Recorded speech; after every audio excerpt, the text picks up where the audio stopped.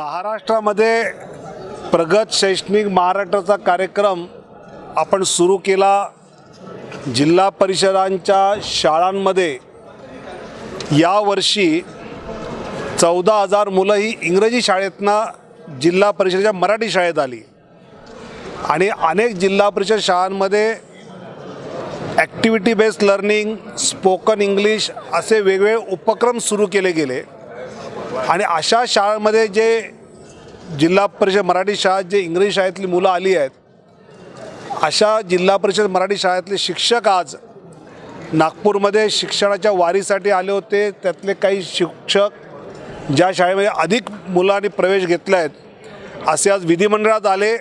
त्यामुळे जिल्हा परिषद मराठी शाळेत ज्या शिक्षकांमुळे मुलं आलेली आहेत त्या शिक्षकांचा आज विधिमंडळाच्या दोन्ही सभागृहात सदस्यांनी बाकं वाजवून अभिनंदन केलं। मी स्वतः उभं राहून सगळी माहिती दिल्यानंतर अध्यक्षांनी सदस्यांनी बाकं वाजवून सगळ्या शिक्षकांचं अभिनंदन केलं। इतकं चांगलं काम आपले जिल्हा परिषद शाळेचे शिक्षक करतायत याचं कौतुक पहिल्यांदाच मला असं वाटतं सभागृहाने याची दखल घेतली आणि असं अजून आता पुढे अधिकाधिक मुलं ही मातृभाषेत शिक्षण घ्यायला यावी हा प्रयत्न सरकारचा चालू राहील।